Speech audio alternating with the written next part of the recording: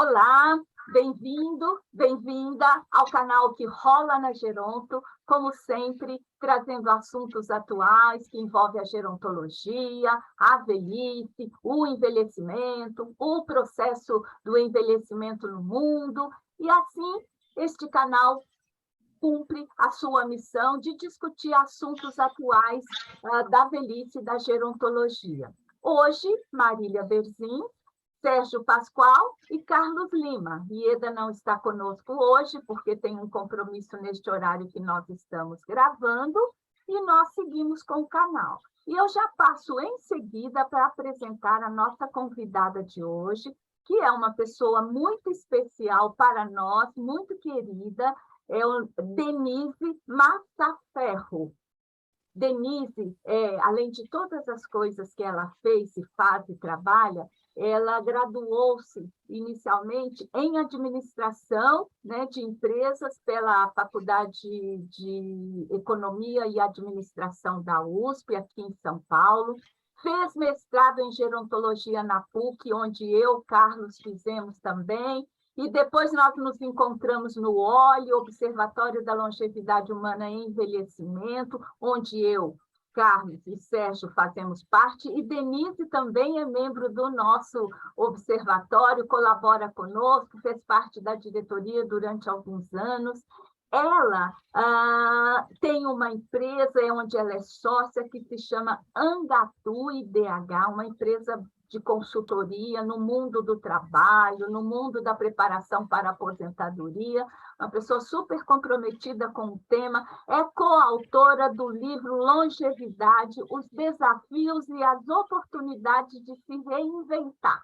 Olha quanta coisa Denise tem para contribuir no assunto que nós, não é, o canal pensou em trazer. Aliás, se você prestar atenção, nesses últimos 15, 20 dias, está em bastante alta a discussão de pessoas idosas, envelhecimento e o mundo do trabalho, né? Tem lugar para pessoas idosas no mundo do trabalho? O idadismo se faz presente no mundo do trabalho em relação às pessoas idosas, não é? Como eles são recebidos no mercado? Idoso continua trabalhando porque quer, porque precisa? Enfim, é um assunto amplo, extenso, e não vai dar tempo, como sempre acontece aqui no nosso canal, de abordar o assunto na sua totalidade. Mas nós vamos provocar, nós vamos pensar algumas coisas que interessam para você.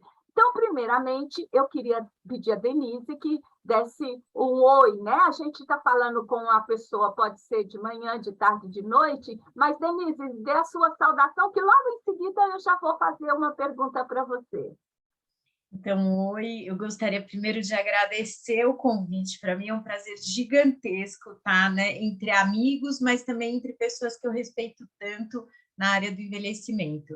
Então, para mim é um prazer gigante estar com vocês e também estar com todos aqueles que estão nos ouvindo, porque eu tenho certeza que quem está conosco tem, de alguma maneira, muito interesse no assunto, né? Um assunto que só cresce e é um assunto cujo debate é super importante, porque a gente tem, eu sempre digo que a gente tem tudo para fazer, né? Não é pouco, a gente tem tudo para fazer. Então é isso, eu espero contribuir.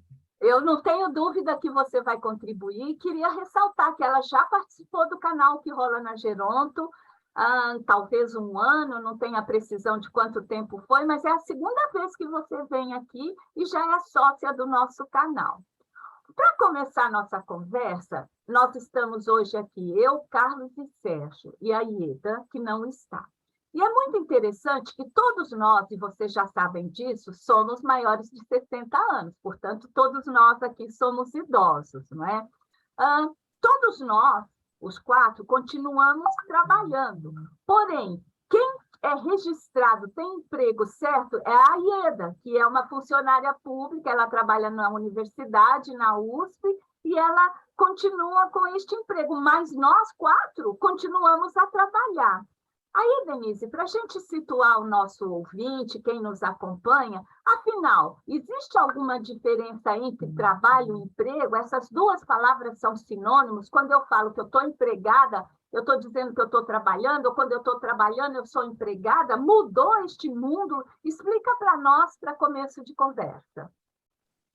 Então, existe diferença, né? Se a gente pensar etimologicamente, né, que a gente que é da academia adora trazer a questão da etimologia da palavra, o emprego é uma palavra que está correlacionada a um empregador e a um empregado, né? Esse é o mundo do emprego, ele está dentro dessa relação empregador e empregado. O mundo do trabalho, não, é o mundo onde nós exercemos uma força de produção que pode ser intelectual, pode ser, né, uma produção fabril. Então, este é o mundo do trabalho. Hoje, cada dia mais, a gente está vendo a força mudar, às vezes, do mundo do emprego para o mundo do trabalho. Tem um pesquisador que é super atual no tema, né, que é o Domenico Di Masi, que tem aquele trabalho do futuro, o Futuro do Trabalho, é o livro. Ele realmente até vem e traz a ideia do ócio criativo como uma força de trabalho, né, tirando essa ideia de ócio daquela coisa do não fazer nada, né, muito pelo contrário, ele fala que também não fazer nada pode ser uma força de trabalho. Então, eu acho que a gente precisa começar a pensar que o mundo vai sofrer uma transformação que é mudar a força do emprego, porque a gente teve uma época onde o emprego era um grande valor, essa relação empregador-empregado era um grande valor, para uma sociedade onde a gente vai ter mais pessoas que trabalham, que se produzem sem necessariamente ter vínculos. Aqui olhando para nós, né, tanto o Carlos quanto o Sérgio, eles, por formação, eles se constituem normalmente como funcionários autônomos, né? Porque o psicólogo normalmente vai ser um profissional muitas vezes autônomo, e a mesma coisa o médico. Vejam que, como o profissional autônomo, ele tem uma carreira super longeva. Ninguém deixa de ir a um médico ou mesmo a um psicólogo porque ele tem 70 anos. Muito pelo contrário, a experiência em algumas profissões, ela tem um grande valor. Enquanto no mundo do emprego, ela deixa de ter valor. O mundo do emprego acabou criando essa questão do etarismo, que eu não sei, gente, se isso acabou associado à questão da idade da aposentadoria como o benefício, né, da previdência social, ou o mundo corporativo ele realmente é tão discriminatório que ele mesmo espelha. Então, eu acho que vale essa reflexão que eu estou dizendo um pouco a minha opinião, a perspectiva que eu enxergo, né? Eu acho que o mundo do emprego é mais etarista do que o mundo do trabalho em si. Né? Principalmente quando a gente olha que a gente pode se produzir, né, Marília? Eu trabalho, não sou empregada, você trabalha, não é empregada, e a gente conhece tantas pessoas, e eu tenho 51, né? E eu já não sou empregada desde os 40 anos. Aliás, é uma coisa que a gente vai trazer para vocês, assim, que a mulher envelhece mais cedo no mundo corporativo. Então, eu acho que é importante a gente enxergar que talvez o mundo do trabalho tenha mais espaço para as pessoas mais velhas, né? Mesmo ele sendo um mundo com menos proteção social, né? Eu acho que a gente precisa pensar que ele é um mundo com muito menos proteção social. Denise, e aí quando você faz essa diferenciação, né, de trabalho e emprego, né, assim, a gente já entendeu que tem uma relação diferente, né? Assim, você no emprego você tem essa relação empregador-empregado, né? Que você não tem no trabalho, né? E aí você fala, o trabalho pode ser mais longevo, né? Porque você não tem aí dentro essa questão do etarismo, que pode fazer com que a pessoa tenha preconceitos em relação à sua idade dentro do mundo corporativo, né? Mas aí eu vou te perguntar o seguinte: em relação às qualificações, as qualificações para emprego ou trabalho, elas são as mesmas? Alguma coisa mudou com o advento da tecnologia nesse universo? Então, até vou pegar um gancho anterior da tua pergunta, Carlos, que é a questão da relação, né? Que eu acho que é legal a gente pensar que talvez no mundo do trabalho a gente se torne um prestador de serviço. No fundo, um paciente é um cliente, né, de vocês. Então, no mundo do trabalho, é como se a gente virasse fornecedor e para quem a gente presta esse trabalho é um cliente nosso, diferente daquele vínculo empregador-empregado, né? O mundo do trabalho, você todo dia vai buscar o seu salário, né? Você vai buscar a sua remuneração. Você não tem essa garantia de uma geração de renda, né? Então, qual a primeira qualificação que muda? É você ter essa qualificação de você é quase um empreendedor de você mesmo, né? Quando a gente é um autônomo, quando fala muito em empreendedorismo, parece que empreender é montar algo, né? Abrir uma loja ou abrir. Não, o mundo do trabalho faz que você seja um empreendedor de você mesmo, porque você tem que, de alguma maneira, se vender, né? Você tem que, de alguma maneira, todo dia ir correr atrás da sua remuneração. Não tem nada garantido. Por isso que eu falei que é um mundo onde você está muito mais desprotegido socialmente. Então, eu acho que uma das qualificações é quase que essa proatividade, sabe, Carlos? Você tem que ser muito mais proativo no mundo do trabalho. Em termos hoje, quando a gente pensa do mundo do emprego ou mundo do trabalho, eu acho que está conectado, está absolutamente inteirado na questão de todos os adventos da tecnologia. A pandemia colocou que a gente realmente, quem não estava, ficou de fora esses 2 anos. Para mim, eu não vejo diferença entre o mundo do emprego e o mundo do trabalho. Eu acho que todo mundo vai ter que estar junto. Em questões educacionais, eu acho que o aprendizado ao longo da vida é um dado que a gente não pode mais escapar.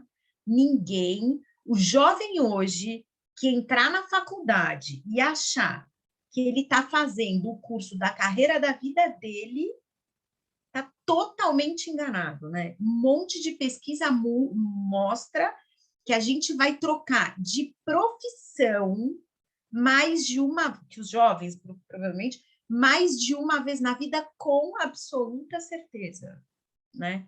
Então, esse jovem, a gente como pai, né? Porque a gente já não é mais esse jovem, mas nós somos pais dessas pessoas. Se a gente achar que o seu filho com 18, 19 anos está entrando numa faculdade, você fala, não, mas você vai fazer isso para a sua vida inteira, não vão. A gente aqui está o tempo inteiro tentando recriar, então também isso é um outro atributo, Carlos, em termos de qualificação, que é essa capacidade de leitura desse mundo, mas que eu também acho que vale para os 2 mundos, do emprego e do trabalho.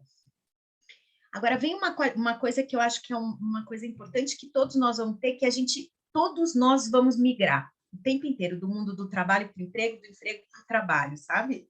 A gente vai ficar dançando essa música agora. Os jovens farão isso, e tem jovem que nem quer mais participar do mundo do emprego, porque acha que esse mundo não interessa para eles, né? A nossa geração foi uma geração que foi criada com o mundo do emprego tendo um valor absurdo, e mais, a gente comprou o valor da estabilidade. Você tinha que ter, talvez, só um emprego na sua vida, porque a carteira assinada com vários carimbos era horrível, parecia que você não parava em lugar nenhum.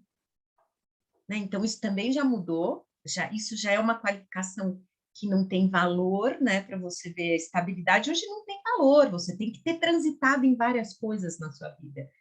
Então, eu acho que as coisas vêm mudando, mas eu diria que a principal qualificação que, para mim, tem muita diferença é esse poder de ser proativo e entender que no mundo do trabalho você é um empreendedor de você mesmo. Denise, em primeiro lugar, você já disse da sua satisfação de estar aqui, e eu queria, né, te cumprimentando, dizer da nossa satisfação enorme de ter você aqui, né? eu, durante esses anos todos, aprendi muito a te respeitar, e não só porque você é minha amiga, não, a te respeitar como profissional. É impressionante a qualidade do seu trabalho, né? As suas qualificações para o trabalho que você exerce, como você está falando aqui, são imensas. E é muito bonito você falar. Aliás, você está falando algumas coisas que eu não tinha pensado. Por exemplo, quando você falou, você é médico, o psicólogo, acabam tendo, não é, uma longevidade. E aí eu falei, gente, é verdade. Tem outras pessoas, outras profissões que não têm. Aquelas, por exemplo, que usam muito a força física, né?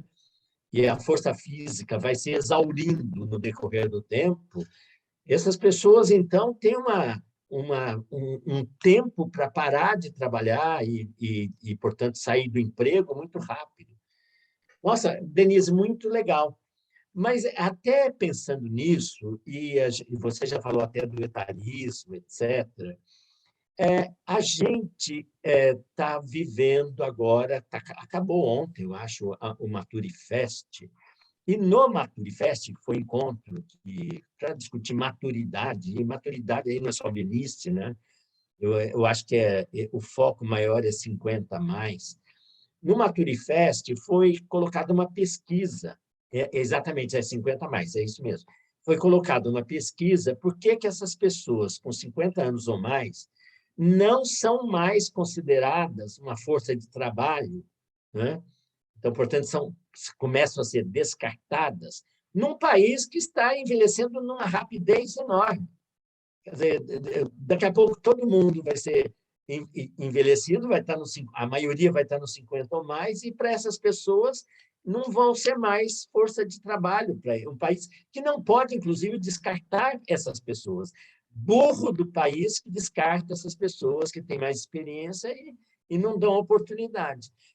Você conhece a pesquisa? Você poderia comentar os achados dessa pesquisa que apareceu no Maturifest? Primeiro, eu não vou deixar de te agradecer, porque elogio seu, você sabe que é algo assim precioso. Eu acabei de guardar na minha caixinha de joias. Mas você merece, merece, merece.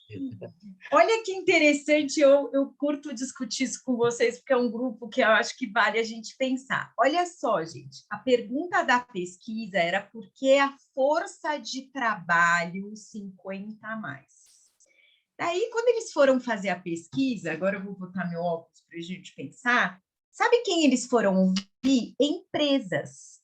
Então, eles foram atrás, eles chamaram força de trabalho, mas eles foram ouvir a relação empregador-empregado. Tá? Então, a pesquisa pegou 191 empresas de 13 setores entre dezembro de 21 e janeiro de 22, sendo que 43%, ou seja, quase que 100 empresas, eram empresas de grande porte. Então, quando eles falam por que a força de trabalho 50 a mais, né, está sendo discriminada, eles direcionaram isso para o mundo corporativo. Então, acho legal a gente fazer, né, esse comentário aqui, porque tudo que a gente vai ver, os achados da pesquisa, é uma pesquisa que foi lá e foi captar no mundo corporativo o que o mundo corporativo faz com as pessoas com mais de 50 anos. Então, primeira coisa, gente, envelhecer no mundo corporativo é com 50 anos. Homens, mulheres envelhecem antes, tá? E o que ele coloca no achado, né? Super importantíssimo. As próprias organizações se reconhecem como etaristas, 78% delas. E quando a Marília me convidou, né, para esse encontro, eu também fui fazer minha lição de casa. E a Marília tem razão, eu não sei por quê. Agosto é um mês que, quando você começa a procurar, saíram várias, mas várias matérias tentando trazer atitudes, né? Atitudes não, iniciativas positivas das empresas que estão contratando pessoas, e sempre falando assim, as empresas estão contratando pessoas com mais de 50 anos. Mas são as mesmas empresas de mesmo grande porte que foram ouvidas nessa empresa. Quer dizer, as empresas se colocam como etaristas, mas daí ela contratou 10 pessoas com mais de 50 anos e daí ela diz que ela tem uma super iniciativa de diversidade. Outro achado, gente, que é importante, essa pesquisa é deste ano, mas a gente participou num congresso da FGV em 2018, que também tinham feito uma pesquisa perguntando se as empresas contratavam profissionais com mais de 50 anos. E o interessante, e é uma coisa, é um achado que também se repete nesta pesquisa, os mais discriminadores são os próprios 50 a mais. Porque quando a pessoa é entrevistada, ele normalmente é um diretor de RH ou um alto gerente de RH. Então, ele já é sênior, né, na carreira, 45 mais, e ele mesmo se identifica como etarista.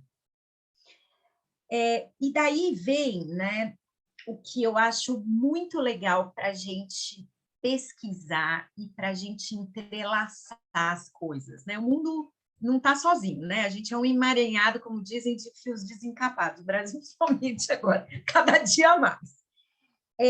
Quando eles eram perguntados por que era qual maior motivo que te impede de contratar alguém com mais de 50 anos? Olha a tristeza. O plano de saúde.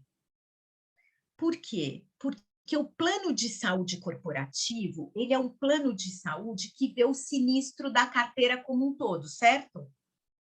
E quem são os que mais sinistram, né? Que mais sinistralizam, os mais que dão mais custo para o plano? Os mais velhos. Então, a empresa entende que o mais velho vai custar mais para ela. E o plano de saúde é um benefício para todos. Então, a gente acaba como a pior motivo não é a nossa qualificação, Carlos, não é a questão da gente estar atualizado ou não, é quanto a gente custa ali. Às vezes ele até vai te pagar menos, né? Porque em determinado momento as pessoas mais velhas acabam se submetendo a salários menores, né? Apesar dela ser qualificada para o cargo, mas ela vai custar mais, porque na hora que ela coloca, gente, é a mesma coisa que a gente fosse tentar agora um plano de saúde individual, é por faixa etária. Então, ele te custa mais. Então, nesse momento, é aquele momento que se entrelaça a questão educacional, né? Estamos mesmo totalmente conectados com esse mundo, fizemos a nossa lição de casa da educação ao longo da vida, acompanhamos todas as tendências, então a questão educacional. Tem um monte de gente, Sérgio, que é o que você falou, tem a questão da força braçal, mas a gente tem aquele monte de pessoas que hoje têm 60, 70 anos que não tiveram oportunidade de educação mesmo, né? E daí ela tem um baixo nível de escolaridade e ela ainda vai carregar este fardo de ser custo para aquela empresa. E daí, gente, eu queria dar para vocês um depoimento que aqui na Angatu a gente trabalha com essas pessoas bem na fase da aposentadoria. São pessoas que estão inseridas no mundo corporativo e que irão se aposentar e por isso a empresa nos contrata para preparar este grupo. Sabe qual é o maior medo dessas pessoas? Perder o plano de saúde. Porque ele sabe que ele não vai conseguir recuperar essa oportunidade. Ele não vai conseguir pagar pela saúde suplementar sozinho. Então, olha que como isso é realmente, gente, atualmente eu começo a entender que isso é a maior ferida que cada vez se abre mais, né? Porque o mundo corporativo não te quer mais, porque você vai custar muito no plano de saúde e você não quer sair de lá por causa do plano de saúde. Eu já escutei de pessoas que falam assim, eu não aguento mais trabalhar aqui, eu estou há 40 anos aqui, eu preciso descansar. Mas estou eu, a minha esposa, né? Porque ele não está sozinho no plano de saúde corporativo, ele está com família, às vezes. Às vezes ainda ele tem algum filho. Tem empresa, gente, que, principalmente os mais antigos de casa, que às vezes a mãe dele tá. porque podia pôr. Então, eu acho que isso é um grande desafio para ser resolvido. E eu tive uma experiência super recente, né? O meu marido, que também tem 51 anos, saiu do mundo do trabalho em 2020, né? Se desligou, saiu do mundo do emprego, que está no mundo do trabalho hoje, e nós ficamos 3 meses fazendo milhares de contas para arrumar um produto que nos acolhesse, porque não existe plano de saúde que te quer com 50 anos. Custa muito caro, né? Então, assim, é muito difícil mesmo. Não é fácil essa equação, e eu acho que isso é um grande desafio. E o pior de tudo é que no mundo do trabalho, nós como autônomos, né, como pessoas, você não consegue, às vezes, atender essa tua necessidade de querer ter uma opção de utilização na saúde suplementar. E eu não conheço tanto a saúde, vocês muito mais, mas várias vezes eu leio que se todos os usuários da saúde suplementar fossem para o SUS não conseguiria atender esse monte de pessoas. Então, realmente, a gente tem um grande desafio aí pela frente. Então, eu, assim, voltando para essa pesquisa, que essa pesquisa não conta, tá? Essa coisa da saúde, eu estou falando isso para vocês, porque essa questão da saúde foi um dado que aparecia na pesquisa de 2018 da GV, e que eu enxergo isso se repetindo várias vezes quando eu vou na empresa. Gente, é a maior dor da pessoa que está saindo da empresa.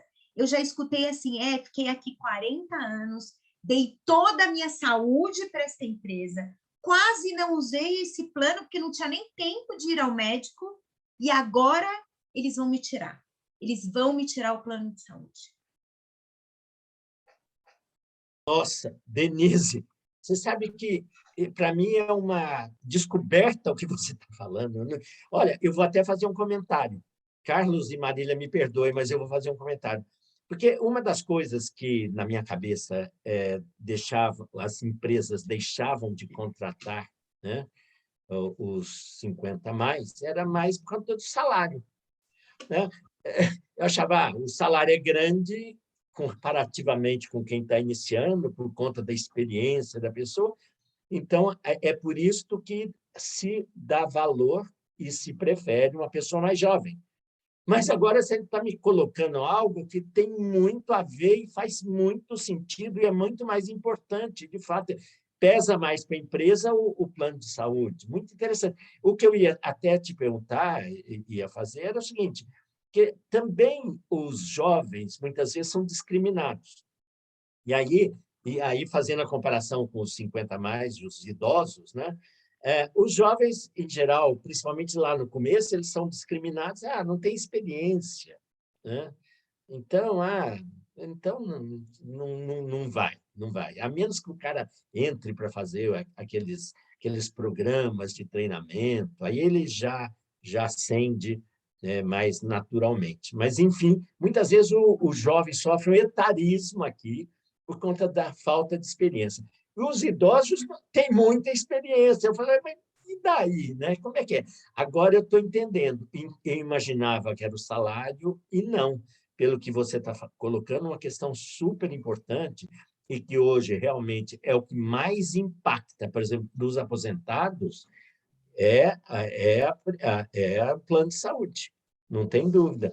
Você quer comentar essa diferença entre jovem e idoso, Denise? Não sei. Eu quero. Primeiro, a questão salarial, ela existe até, mas hoje o que a gente vê é que, principalmente numa recontratação, né, Sérgio, as pessoas estão se submetendo realmente, às vezes, a ganhar uma remuneração menor, porque ele sabe que se ele for para o mundo do trabalho, ele vai ter que ser empreendedor dele mesmo, daí ele tem que correr atrás dessa remuneração.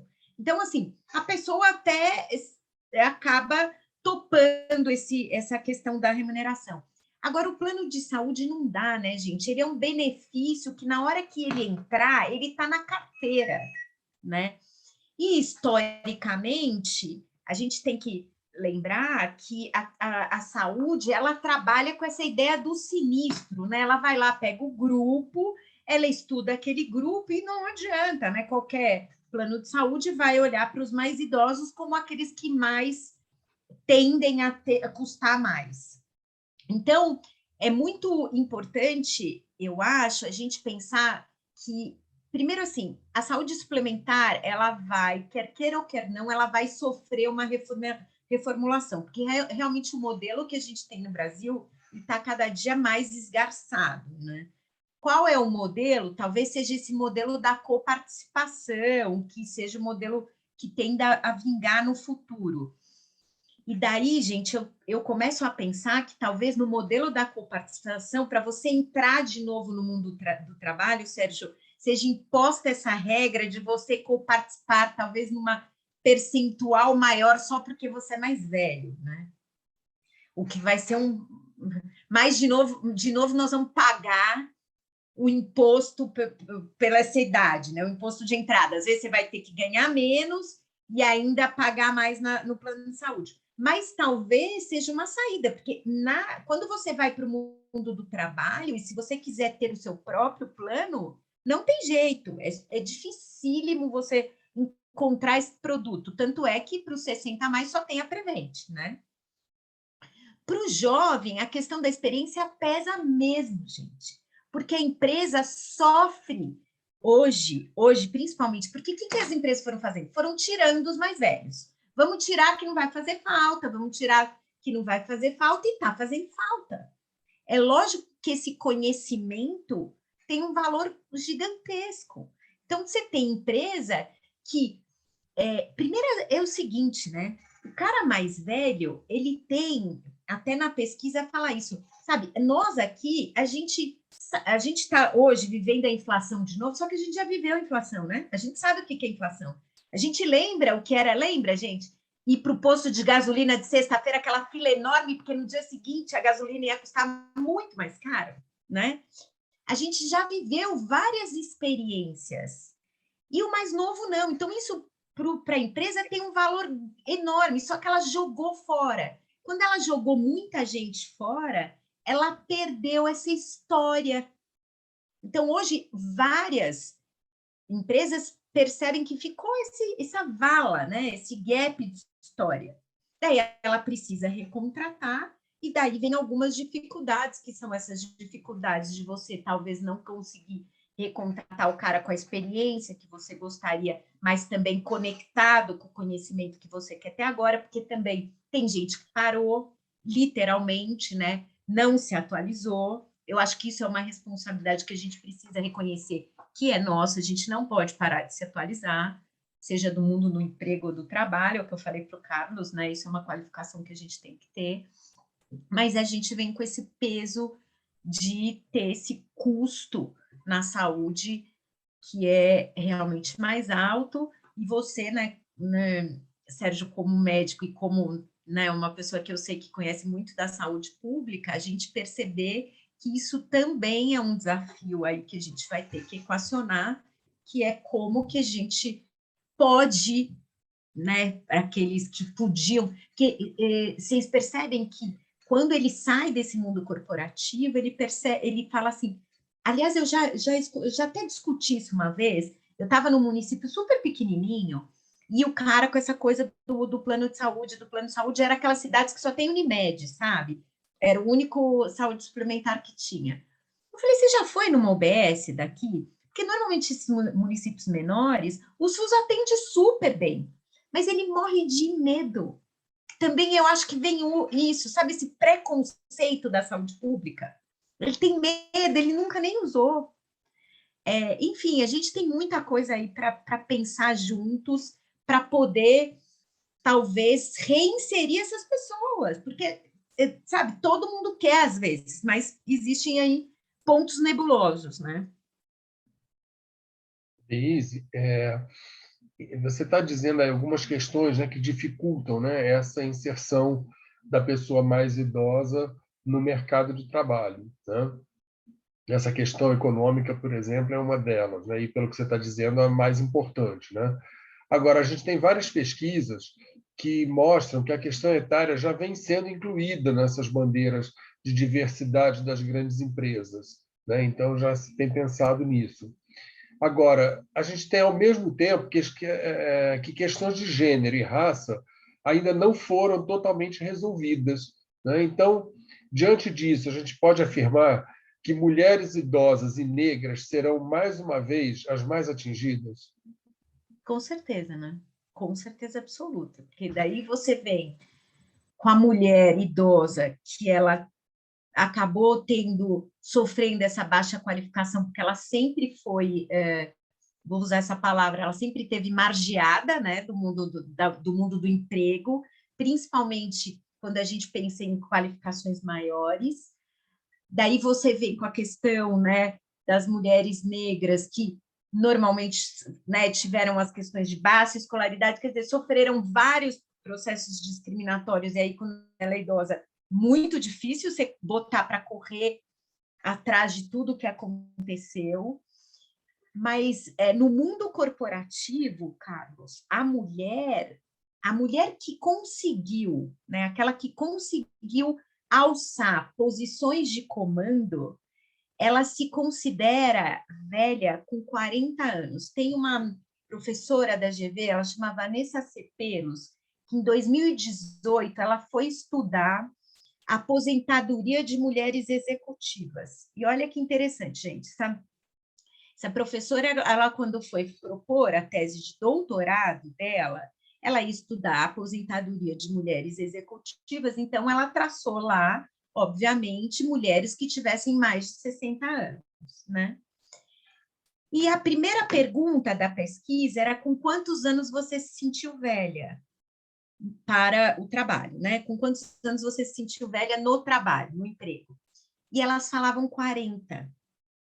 Depois da quarta entrevista, ela voltou na professora orientadora e falou: não dá para eu entrevistar mulheres de 60, eu quero baixar a régua. E ela começou a entrevistar mulheres de 40 anos. E daí ela conta na pesquisa que todas elas diziam que enquanto o homem com 40 anos está voando na carreira, ele está alcançando os melhores postos, né? Então, ele assim, é o galã da empresa. Uau! Ela é velha. Ela falou: impossível a gente pensar em deixar qualquer marca de idade. Então, você tinha que correr atrás de botox, correr atrás de tingir cabelo e correr atrás de superar todas as competências de um homem. Então, isso me faz assim pensar que, quando a gente pensa nas bandeiras de diversidade hoje, as empresas estão resolvendo isso como, né, gente? Com cota, né? Então, ele tem cota de gênero, ele tem cota racial, ele já tinha a cota de pessoa com deficiência física. Será que a gente vai ter que ter cota também de pessoa com mais de 50 anos? Então, a gente vai começar a sobrepor essa questão de cota. E ainda, ao meu ver, eu sempre penso se a cota, né, não traz um outro preconceito para o cotista, que é esse debate incansável da educação, que parece que a pessoa que adentra numa universidade pública com cota, ela tem menos mérito do que o outro, né? Quer dizer, pronto, a gente cria um outro problema de preconceito. Então, essa questão, para mim, fica bem difícil de eu acreditar, Carlos, quando eu vejo lá, estão contratando 50 a mais. Primeiro, assim, né? Eu venho desse mundo corporativo.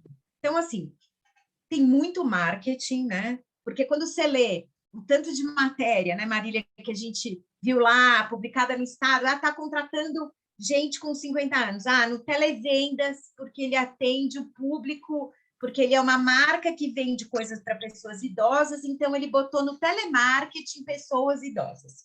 Daí ele conta lá, né? Tem 15 pessoas mais velhas. Será que é isso? Que é uma atitude afirmativa mesmo, né? Então, eu acho que a gente precisa olhar isso com aquele olho de lupa mesmo e lembrar que a gente vai ter política inclusiva.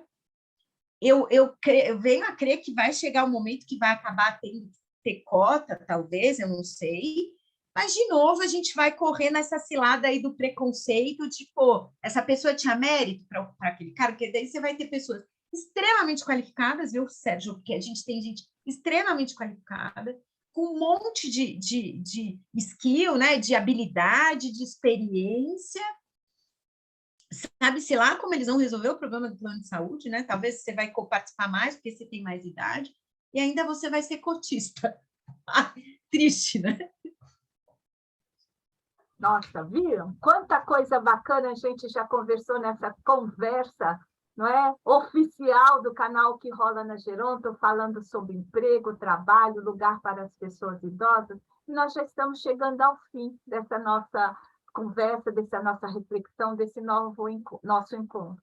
Aí, Denise, só para corroborar com o que você já falou, eu tenho uma amiga que está indo para 80 anos, ela está com 79. O filho dela tem 45 anos. O filho dela não tem emprego, ele trabalha. Esta mãe não entende que ele, pelo fato, ela anuncia para todo mundo que ele é desempregado. Mas ele falou outro dia para mim, eu trabalho, ele trabalha acompanhando esses leilões de imóveis, vende, revende, ele faz isso. Mas ele não sai para trabalhar. Ele não tem uma carteira assinada e esta mãe não entende que ele trabalha e que, mesmo não tendo emprego. Dá só esta mensagem para esse público que nos escuta aqui. Aproveita, faça as suas considerações finais destas mudanças, né? Porque, inclusive, a questão da tecnologia, hoje esse trabalhar de home office é uma realidade, a pandemia veio reforçar isso. Faz só esse fechamento para nós e aí já vamos encerrar o nosso canal Que Rola nessa gravação agora neste momento, o canal Que Rola na Geronto. Eu embolei aqui o nome do nosso canal. Me desculpa. Bom, Marília, até complementando, outro dia eu estava trabalhando numa empresa e um executivo de 51 anos, hein, falou exatamente a mesma coisa. Ele falou que o filho dele, de 22, trabalhava como freelancer, né? Trabalha em vários projetos e tal, e começou a pegar vários projetos da mesma empresa. Daí a empresa propôs uma vaga para ele ser efetivado. Então, ele iria se transformar em empregado dessa empresa. Ele chegou para o pai e falou, pô, pai, estão me oferecendo uma vaga, e começou a colocar para o pai tudo que eles estavam oferecendo. Ele falou assim, Denise, eu estava quase soltando fogos de felicidade. Falei, filho, mas não tem dúvida que você tem que aceitar. Ele falou, mas eu não vou aceitar. Ele falou, como não? Porque eu não quero ter uma empresa só. Eu percebo que eu sou muito mais criativo trabalhando em várias coisas, porque eu não quero ter esse vínculo. Então, vejam como realmente é uma transformação.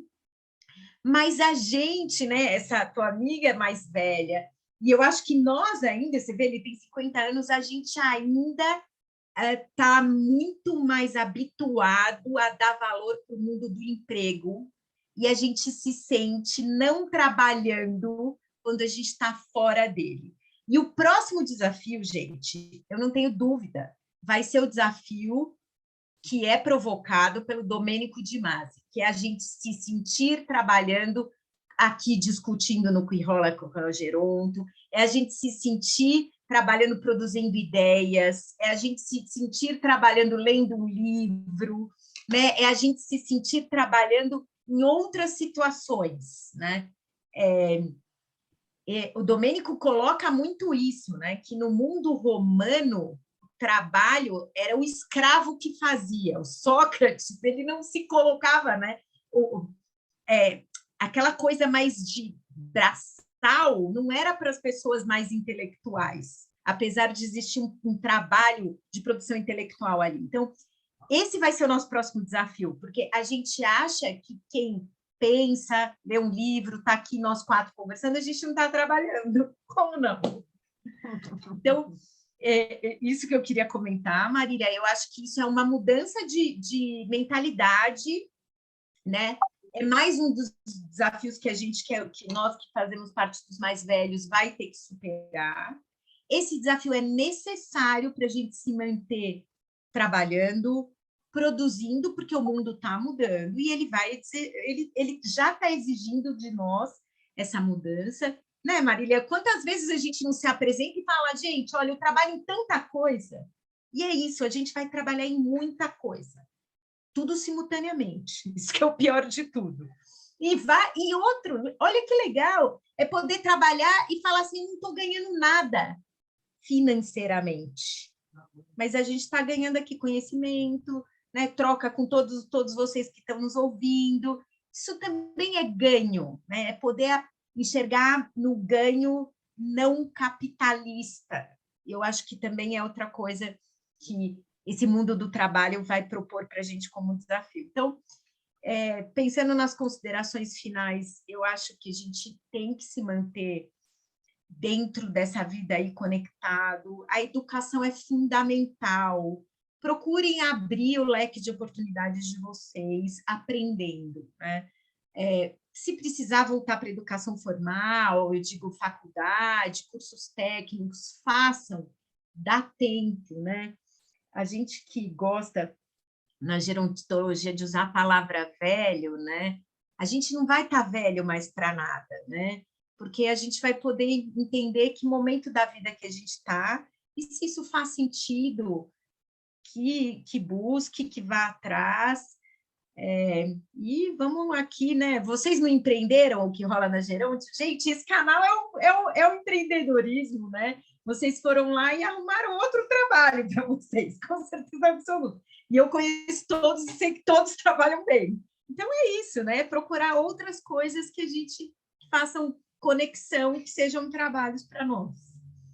Bom, nossa, obrigada, Denise, pela sua participação. A gente sente-se aqui, nós nos sentimos numa roda de conversa, nos conhecemos, nos gostamos, assim como acontece com todos os nossos entrevistados, que quando passam por aqui, tornam-se parceiros e amigos nossos. Então, nossa palavra, em nome do grupo, é de agradecimento, de você dispor o seu tempo para trabalhar conosco nesta reflexão que esperamos que impacte as pessoas que nos ouvem. Não sei se Sérgio e Carlos querem também ter as suas palavras finais, e aí eu já termino convidando vocês, ou se quem falar por último quiser também convidar para nos seguir, então faz assim, eu paro, Sérgio ou Carlos, quem quiser, senão eu volto, mas eu sei que eles têm coisas para falar. Muito obrigada pela sua atenção, já agradeci a nossa convidada e até a próxima vez. Quem gostaria de seguir?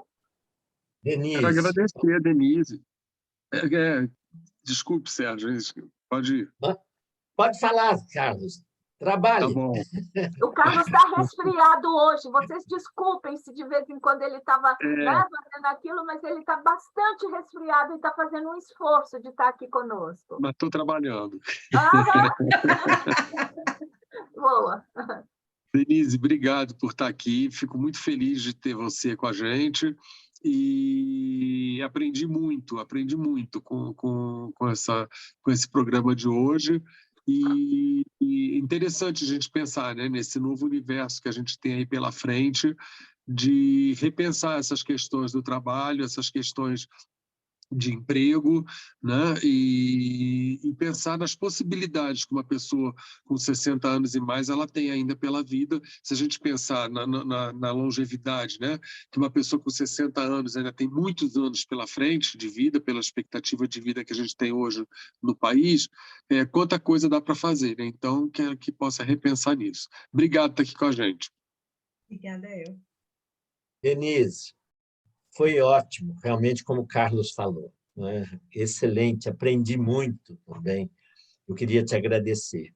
E eu queria só lembrar uma coisa que você disse, que me chamou muita atenção, que, apesar do mundo do emprego, tá? Nesse etarismo, essa dificuldade, essa questão de cercear a entrada das pessoas mais velhas por conta não só do salário, mas por conta do plano de saúde. Eu aprendi isso hoje e vou incorporar isso nas minhas discussões. O mundo do trabalho, ele traz oportunidades para todos nós, independente da idade. E aí, tudo que você nos colocou, eu conclamo aos idosos que nos seguem e aos profissionais que estão trabalhando com os idosos, para incutir isto na cabeça dos idosos, que nós temos de nos aprimorar cada vez mais em alguma coisa que eu sei, e cada um tem um saber, sim, cada um tem um saber, para fazer desse saber consistente a oportunidade de trabalho. Denise, muito obrigado pelas suas reflexões. Um abração saudoso, tudo de bom. Marília, pode terminar, porque você termina muito bem. Denise, ó. Então, queridos, é isso. É sempre um prazer ter você conosco, você que faz a nossa motivação do canal que rola na Geronto. E nós só pedimos isso, já falamos todas as vezes, mas ajude-nos a divulgar. Nós já temos mais de 5.000, e da última vez que eu vi, cerca de 5.200 seguidores. E passo...